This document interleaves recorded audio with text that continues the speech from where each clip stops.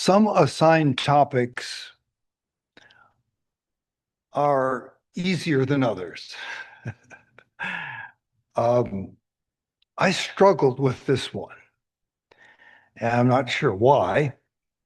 Oh, one of the reasons might be that the two words assigned to me for the topic are not a scriptural phrase. I looked in the scriptures for those two words, and they're not there. The word, you can find the one word there, and you can find the other word over there, but not together.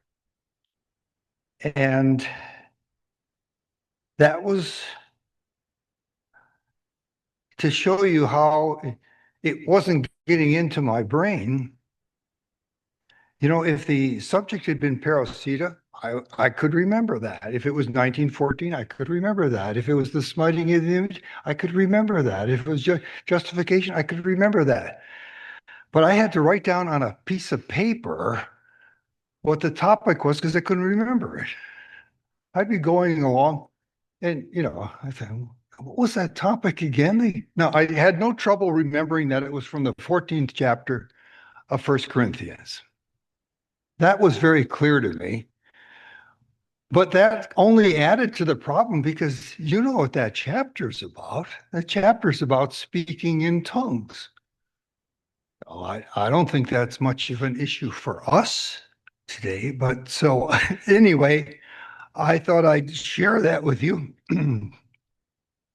And then another interesting thing happened. I had reserved in my calendar after the Portland Convention 4 days I had set aside to do nothing but finish my thoughts for this.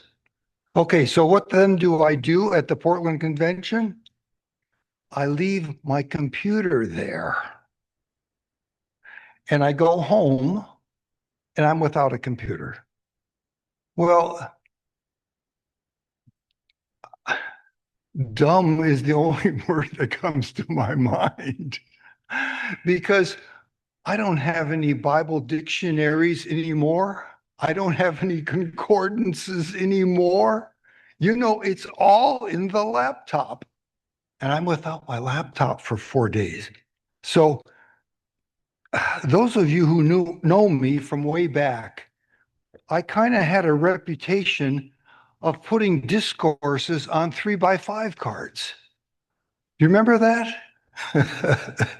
Yeah, some of you old timers are shaking your heads. Yeah. So guess what?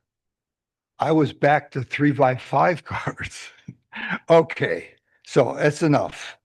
Let's see. Sometimes the 3x5 cards have a way of moving around. So, what's the topic? What's going on here? I'm a firm believer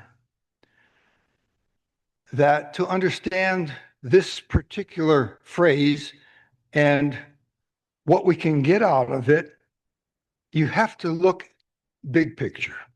That's me. I can only understand things big picture. So I have to look at Corinth. What was going on in Corinth? What was the situation? And what can I learn from it? Now, I'll warn you now, I will apologize now that this topic, this assignment, if you gave it to 10 people, you'd get 10 different presentations. Okay. So I apologize if you were expecting me to speak about the speaking in tongues. I'm not going to do that.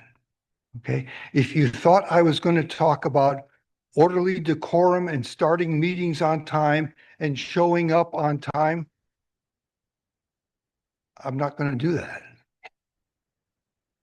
I'm going to look at Corinth. I'm going to look at what the apostle experienced in Corinth. And I got some touching lessons from doing that assignment.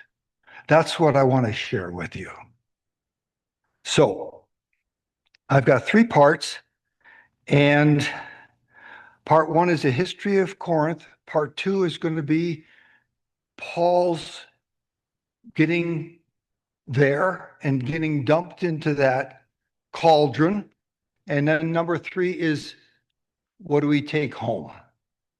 And I decided that I had better do my timer, not for the whole session, but I'm going to time each of the three sections because I like the history and the background so much that lately I've been tending to spend too much time on that part one. Okay, so here we go. So, Corinth, the city. It may surprise you, but I want to start the history of Corinth with a man called Nebuchadnezzar. Now, Nebuchadnezzar had that famous dream. Remember that? There was the head of gold and the chest of silver and the belly and thighs and then the legs. And it took Daniel to remind him of what the dream was and what it meant, and that there would be this succession of universal empires, and it would end up being God's kingdom on earth after that image got destroyed. And what we don't talk about too much is the changes from the head to the chest to the belly. We don't talk about that transition very much. And I have to admit that, in my mental picture of this, I see the head of gold, and then I see a straight line, and then I see the silver start, and I see another straight line, and there the brass starts. No, it doesn't happen that way. One nation doesn't be the dominant nation in the entire world, and then another one, oh, and here are the keys. Uh-uh.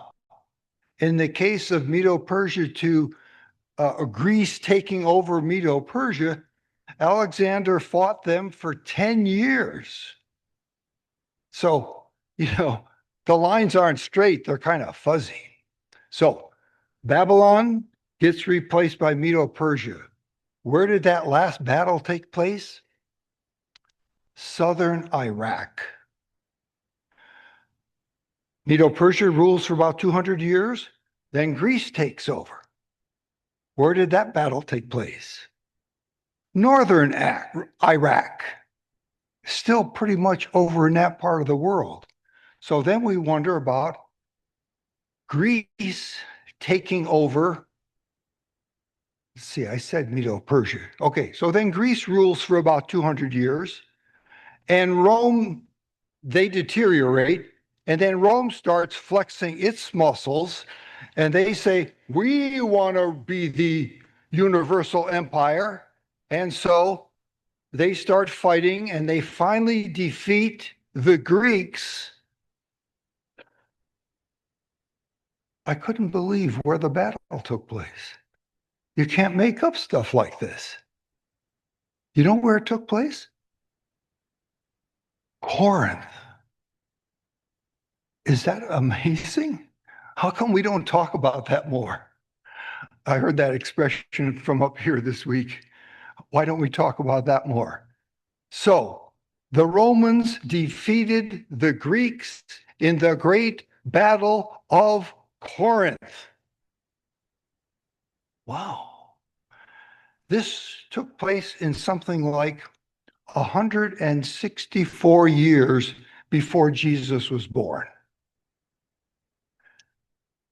The Romans slaughtered every one of the Greek soldiers. Every one. They just slaughtered them. The women, they raped and then took as slaves. The children, they took as slaves. For about 120 years, the city of Corinth was nothing but flat. They weren't going to leave it for the Greeks to repopulate it again after that battle. It was over.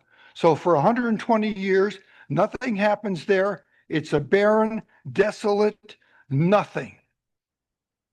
But you see, Corinth had this super geographical location. If you can picture the Mediterranean, over here on this side, and I'm reversing it for me and I'm kind of giving it to you. Jerusalem is over here, this corner. If you reach out this arm, this is Rome over here. There's a lot of water in between called the Mediterranean. Okay, you know what's almost exactly in the middle? Draw a straight line between the two. Corinth. So the Roman emperor sees that they could use that city again as a terrific commercial hub. Yeah, just like we talked today about all the logistics and stuff. Boy, Corinth had the right place. So he says, we will rebuild Corinth. Now, he said this in about 44 years before Jesus. You might recognize his name. His name, emperor, was Julius Caesar. He said, we will rebuild Corinth.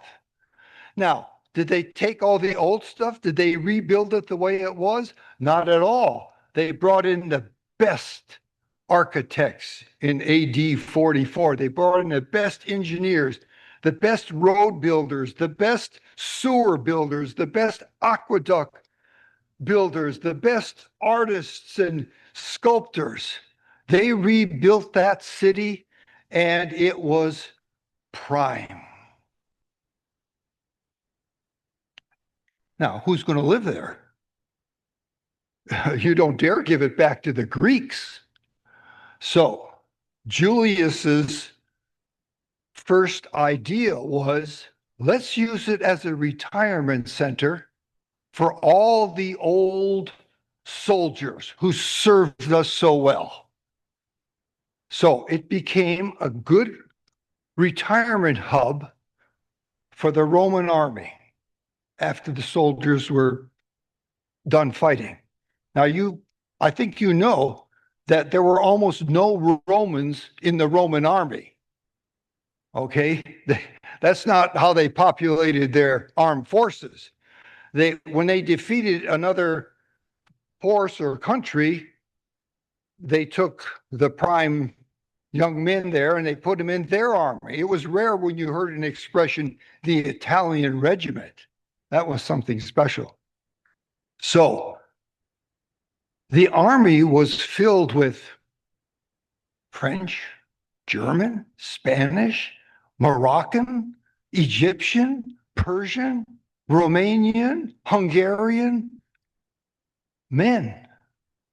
They were retired to Corinth. They let a few Greeks come in, and they also let the Jews come in. Talk about a polyglot. Okay, that's Corinth. What do you think they brought with them? Their religions, right? So you have this multitude of religions. Now, what was also going on there, and this is well before this time period that we're talking about. Oh, I see this. My first section is done. I got to be careful here. The part one time is up. They also were, let me start the sentence again. Every Greek city had to have a patron saint. Okay, it was just what you did. So you remember the patron saint in Ephesus was Diana. She was the goddess, the Greek goddess of fertility. Okay, so even 600-700 years before Jesus, before all the war I described took place, the Corinth people decided that they would pick a Greek goddess as their patron saint. And they were pretty smart. They picked Aphrodite. That was kind of one up on Diana. Diana was just fertility. Aphrodite was sex, and sex sells, right? So I suspect that when Julius Caesar and his architects and builders came in and they rebuilt the city, I suspect that the first temple they rebuilt was none other than the temple to Aphrodite. Yeah, they had business there. It was a commercial center. The town was filled with drunken sailors. There was a lot of money going on there because this was a hub. This was the world's first outlet mall. I mean, stuff was coming in from all over the world. Yeah, so there was money there, drunken sailors there, worship of Aphrodite. They had it going. Okay. So you see, I get excited about this history stuff. Okay, I told you that. We could say something about these temples. Let me spend a minute on the temples, the pagan temples. There were two kinds of pagan temples. Now, the sex temples were a pretty smart idea business-wise, and they were influential, but there was a part of the population that was either too old or not interested in. Anyway, there were still people out there to market. So they had this other idea where they took usually some rather attractive women and they taught them how to, we use the expression speak in tongues. See, there's two kinds of speaking in tongues. One is what happened the day of Pentecost, where everybody was speaking different languages. Okay, that's only one type of speaking in tongues. The other kind is the kind I'm describing now, where they train these, usually women, to empty their minds and let the Spirit move them. They call it ecstasy. And then they started to speak things, not words that you could understand, not words that they ever heard. And the label that they gave that kind of activity was called babbling. Blah, blah, blah, blah. Babbling. Now, it was kind of an interesting thing to see. First of all, the women were attractive. They kind of zoned out and they started speaking this stuff. It was a show. They figured, okay, people are gathering. We can make some money off of this. So they tied it. They said, well, this is the gods speaking these words. Well, we don't understand that. Well, what they're doing is that they can tell you what's going to happen in the future for you. Would you like to know that? Okay, yes, please. Give me a little bit of money and I will translate the babbling for you. And I'll tell you, what would you like to know? Well, I got a back problem. Is it going to be better in a year? Blah, blah, blah. I want to sell my house. Can I sell my house? Let me ask the babbler. So they had a business. It equaled the Aphrodite people. Yeah. And we would call them fortune tellers. Okay. Now, I have some experience with fortune tellers. There's a lady in our town. I went to her and I asked her a question. And I said, when will I sell my house? If we put my house up for sale, how long will it take? So she looked into the future and she said, 2 months. Okay. I went to an acupuncturist once. I said, how am I doing? She measured my pulses and she said, wow, your adrenals are shot. And she said, well, what are you doing? I said, well, I got 3 businesses. She says, well, you better sell 2. I said, okay, I'll sell one first. And I said, how long will it take me to sell it? I asked her a question about what's going to happen in the future. She thought for a moment. She says, 1 year. Do you know how long it took me to sell my business? 1 year. It was almost to the date. A fortune teller. Now, the first lady I talked about, her sign doesn't say fortune teller, it says real estate agent. But they're looking ahead and they're telling you what's going to happen. This stuff sells. Do we do anything like that? Do we look ahead? Do we want to know? Oh, yeah, when is my back going to get better? When is my am I going to get a good pension in 3 years? Can you tell me when the kingdom will be established? Oh, yeah, let me work on that. Anyway, okay. So, big business in Corinth, fortune telling. All right, so Corinth was world center of Epaphroditus. No, I'm sorry, Aphrodites. Yeah, excuse me, brother Aphroditus. Multiple nationalities, busy commerce, plenty of money, distinctive type of pagan temples. Okay, so part two.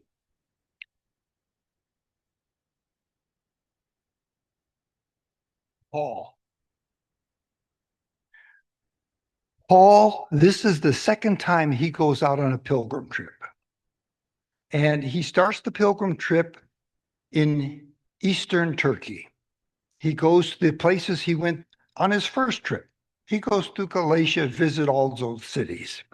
Now, if you picture kind of the rectangle that we call Turkey, he was kind of in the middle. I would say if you draw the rectangle and you go over kind of in the middle of the right-hand side of the rectangle, let's call it, it's kind of where Johnstown is if you picture the whole country. And Paul wanted very much to go to the center of activity and commerce in Turkey, and that was a place called Ephesus. It was a big city, and he wanted to go straight across there, kind of like where Los Angeles is. Okay, he wanted to go, Johnson. So he starts out, and the Holy Spirit says to him, no. Not a whole lot of explanation, but it was a no. I don't know what happened. So then he went north. He kind of said, well, I'm going to go, to Minneapolis. He's going up there. So the Holy Spirit says to him, second time, no. Wow. He says, okay, I'll go to Winnipeg. That's off to the right a little bit. They call it, first place was called Mysia, second place Bithynia. And the Holy Spirit says for the third time, no. So he heads straight across and he kind of heads for Seattle. They called it Troy, but I'm trying to make the map relate to the United States. So he gets over to Troy and he has a vision. And the vision says, can you come and visit us in Alaska, Macedonia? So he ends up going there, has some success in Philippi, Thessalonica, Berea. He also gets stoned within the, you know, it's not a good trip. He continues down to Athens. They don't beat him up, but they laugh him off the stage. Resurrection. So he continues on, goes to the west. He's running out of territory, and he ends up in Corinth. City looks pretty good. It's a pretty new city. Athens is thousands of years old. It's like 3,000 years old. So here he comes, and this town is only like 100 years old. This looks good. So he goes to the synagogue, and same response. They basically, after a couple of Sabbaths, they throw him out. So he is depressed. He is discouraged. He said, where is he going to go next? And his conscience is a little bit guilty because he had this horrible start to the trip with his blow up with Barnabas. Nobody helped him more get established with the brethren than Barnabas.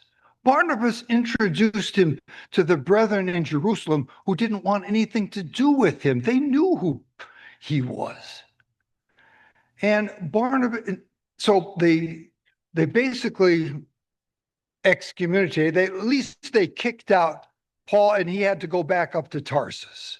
And Barnabas was in Antioch, and Barnabas goes from Antioch over to Tarsus, and he says to Paul, come back with me and help me teach these brethren in Antioch. So Barnabas did so many things for him, and Paul was really low on the fruits of the Spirit at that part of his career because he blew up at Barnabas, and it was so bitter that they never talked again.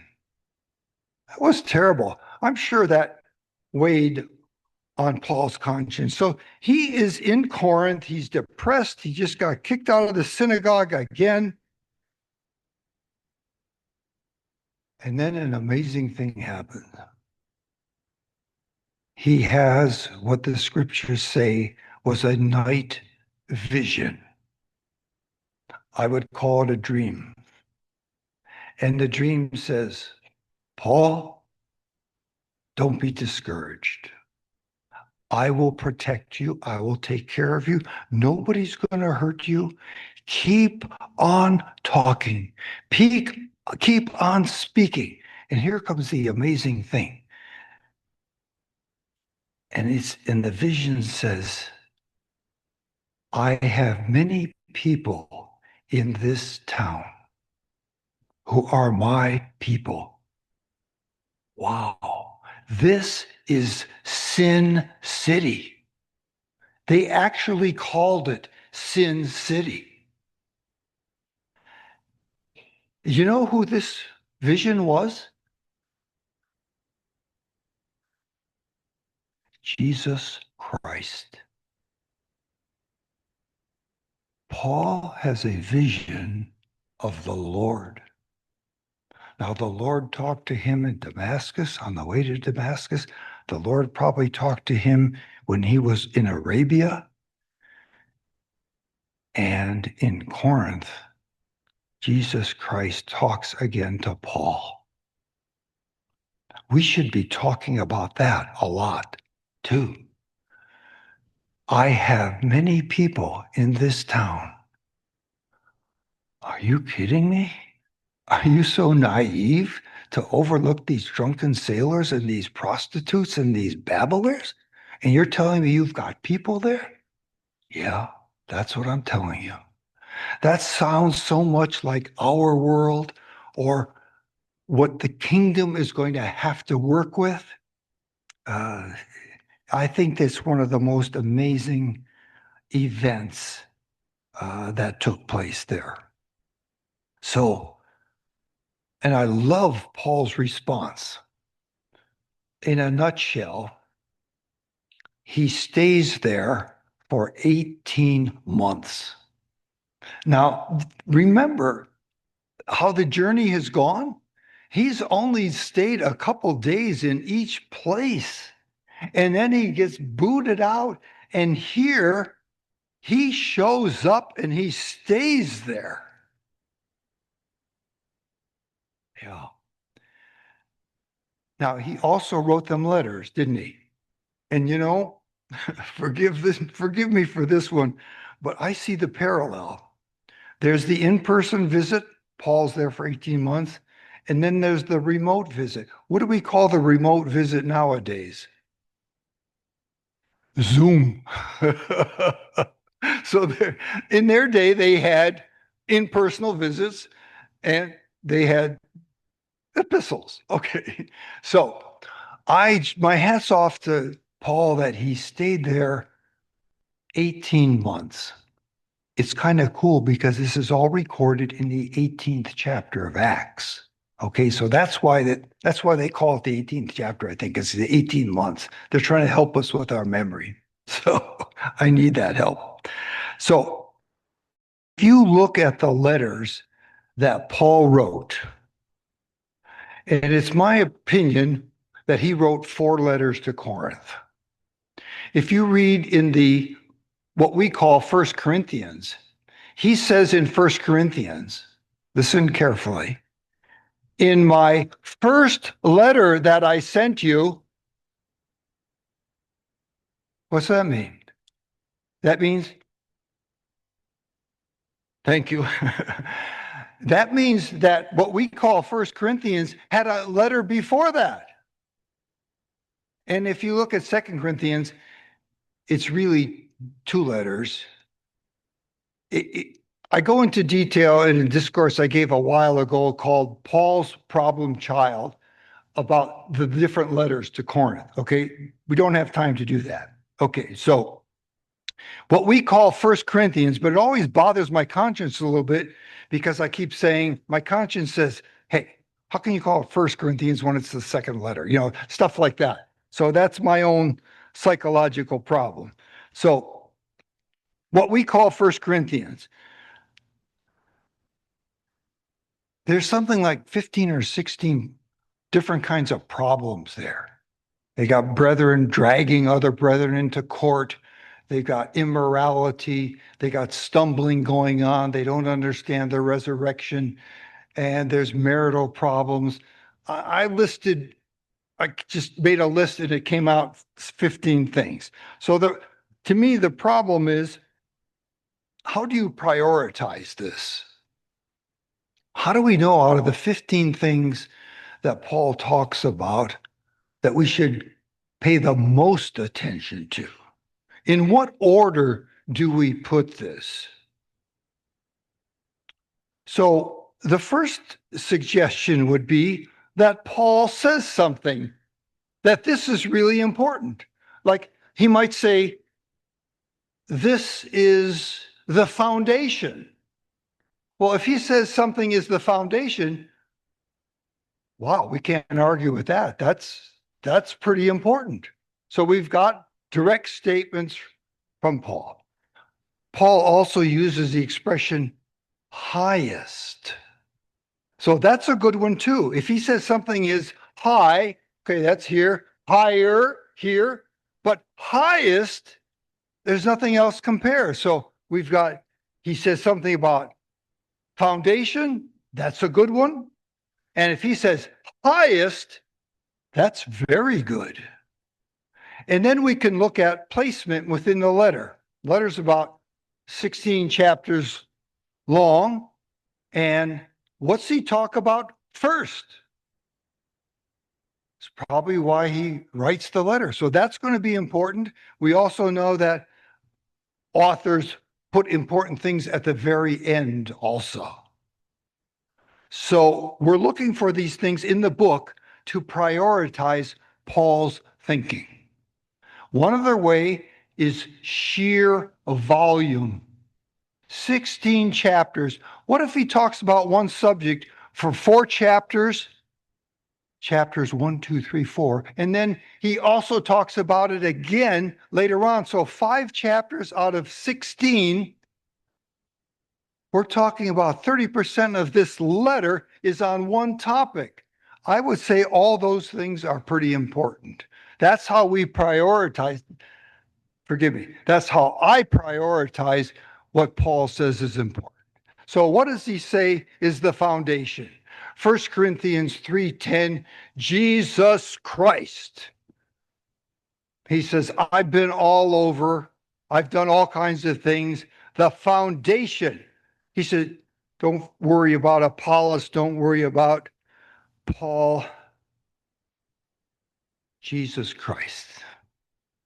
Now, what about this word highest? Well, he's talking about in the 12th chapter, he's talking about the gifts. And he says, it's okay at the end of the chapter. He says, it's okay if you go after the gifts. That's not a bad thing. But the highest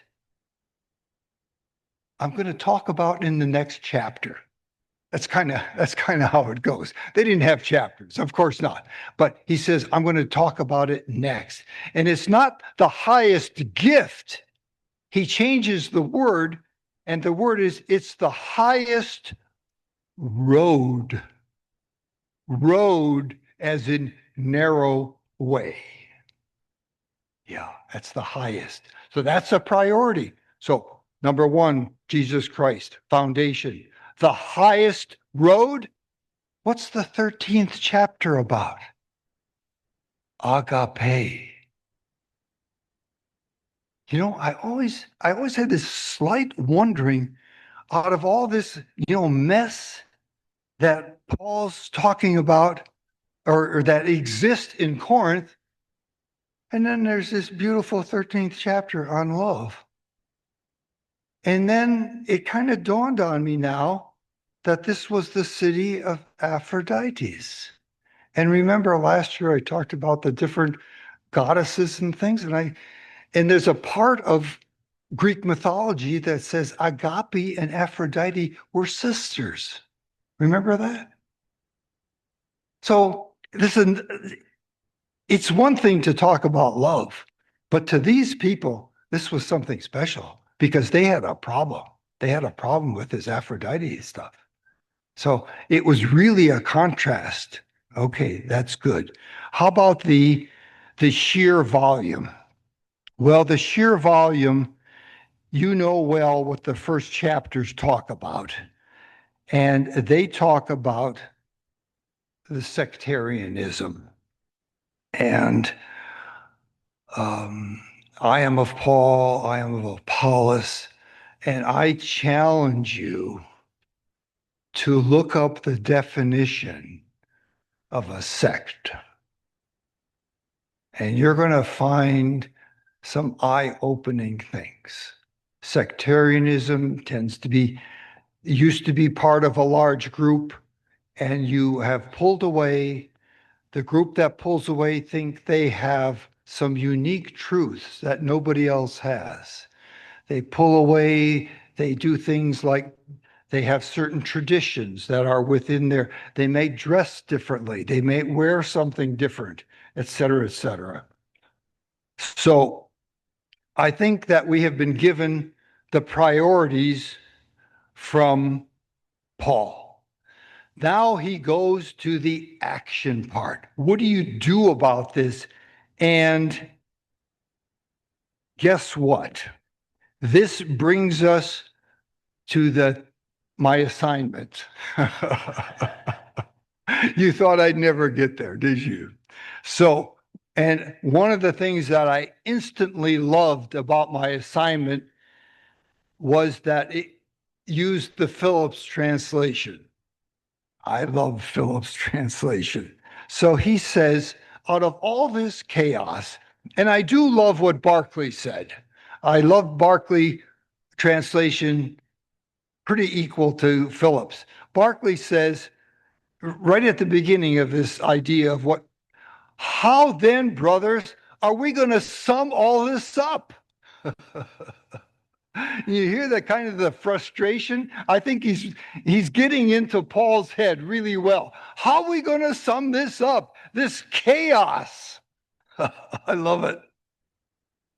Everything should be done to make your church strong in the faith.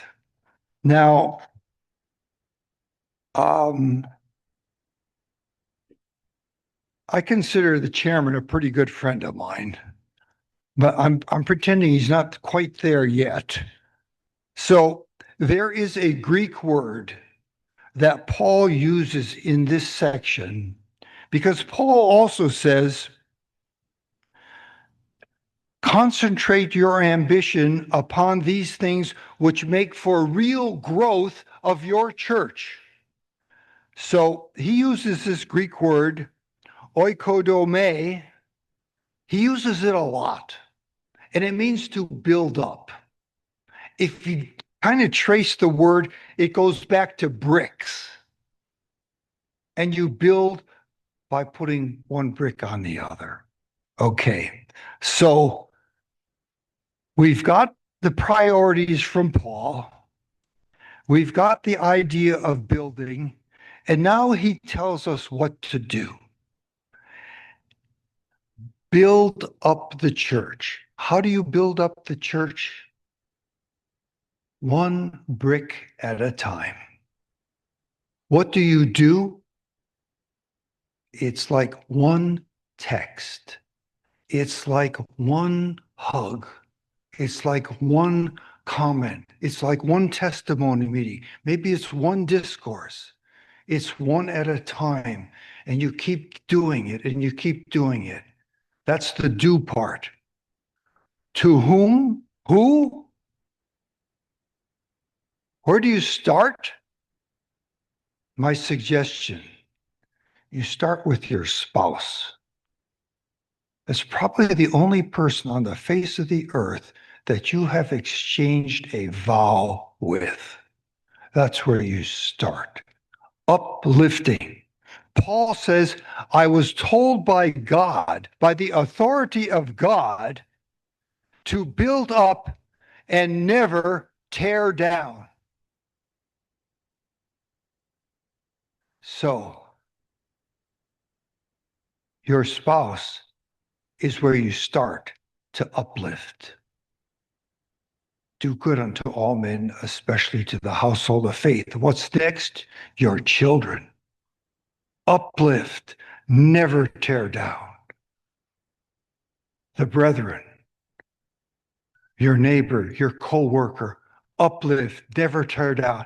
I was tempted when I read Paul's description of priorities and he's saying things about Jesus Christ. I was tempted to get up here and say, you know, you should not be studying. Your ecclesia should not be spending so much time. And then I stopped and I looked at this again and I thought, is that maybe tearing down a little bit? And I thought, it's looking in that direction. And I took kind of a silent vow that I don't want to go there. I'm a critical person. I was trained by General Motors to go into plants and find problems. I was trained as a management consultant to go into businesses and tell them what was wrong. It wasn't the best training. I don't want any part of that. I want to be uplifting. I want to put one brick on top of the other. And I want to start at home.